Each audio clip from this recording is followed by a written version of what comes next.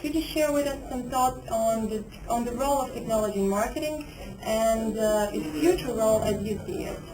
Yes, well, there are new technologies that I have talked about to people. For example, we can prepare a customer database with a lot of information about individuals. In fact, a company called Tesco, which is well known as a supermarket, gives its buyers a card, and it records when they buy things, everything they bought. So with that technology, you can find out who the new mothers are. You can find out who the wine drinkers are. You could put them together in social situations as a courtesy for them to know each other, help each other. And so Tesco, as one example, is using this rich database to have invitations and parties and meetings for different people, which builds a strong relationship. That's called customer relationship management.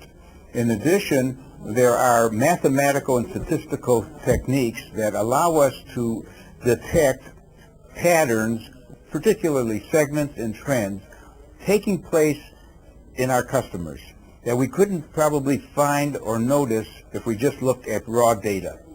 And I won't discuss the particular trend techniques. Another trend that we have mentioned is globalization.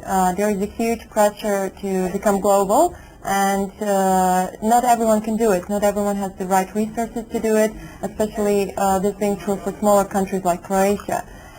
Do you think that firms operating on the local market can be competitive coexisting together with firms that operate globally?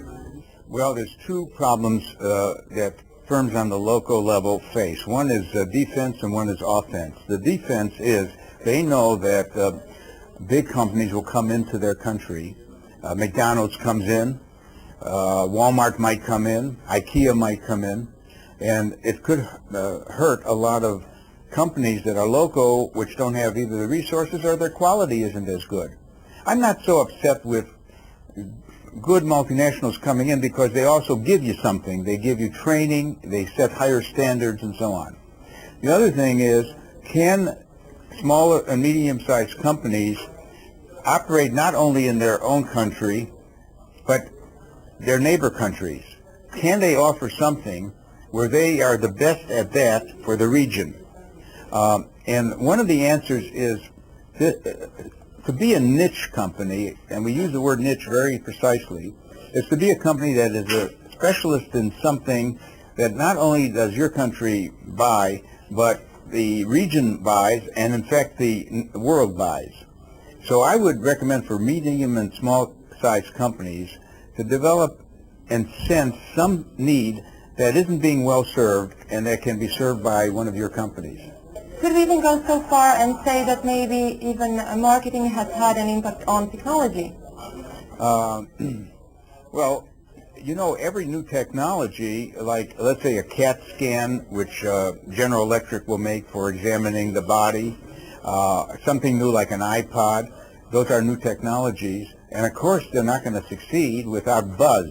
Now, by buzz, I mean the creation of talk, not only ads, but stimulating users who like the new technology to talk favorably about it.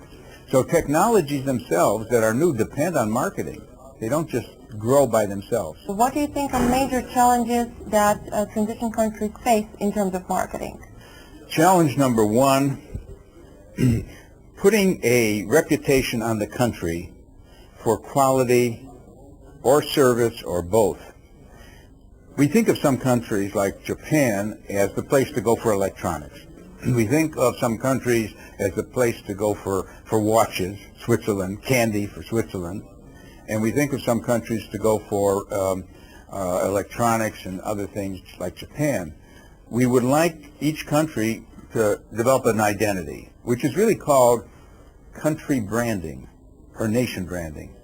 But you don't do it, it doesn't happen by itself, although it could. Certain companies could just on their own do very well, and it builds up the image of the nation. But I like a nation to sort of get into nation building and figure out what is it going to be good at in the future. How is it going to generate revenue for its people? Croatia, for example, has wonderful waterways, on the ocean, and they could be great at tourism, and they were historically, and that is one thing. But you know, good tourism doesn't happen by itself. Who do you want to invite? You want people who come on big cargo planes and they spend one day and they leave, or do you want what we call class tourism, not mass tourism? People who really like the sea and the boats and they can enjoy it. And what have you prepared in the way of hotels for them and things to do?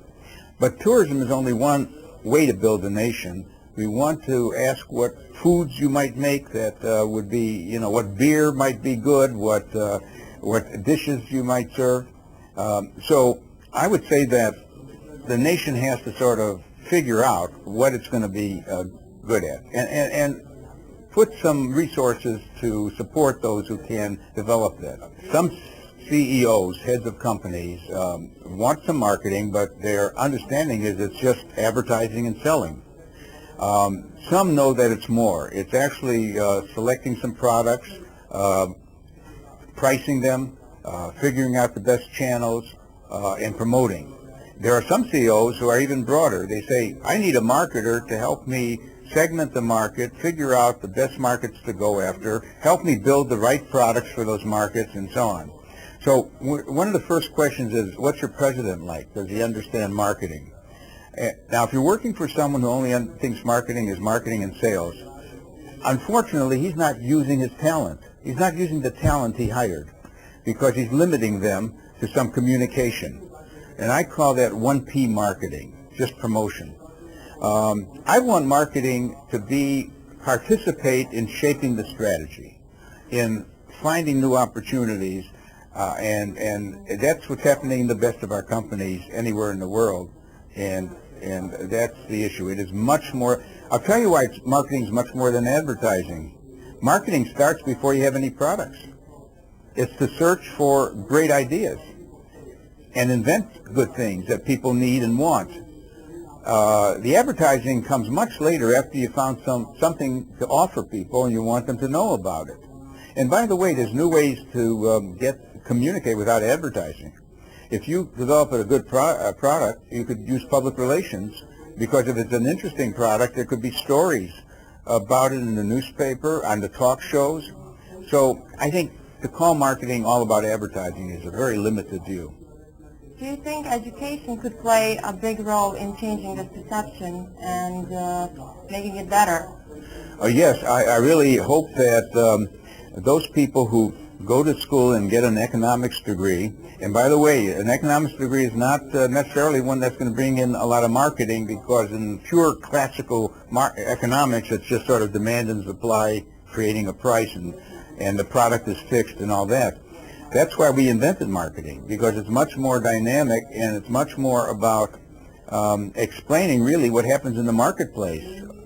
So can you get more people to study not only marketing, by the way, because one of the things we fail to do is to teach the marketing people finance. Remember, a company is trying to make money, and the language they care about is really financial language. So what we're trying to do is give the language of finance to the marketers through our education.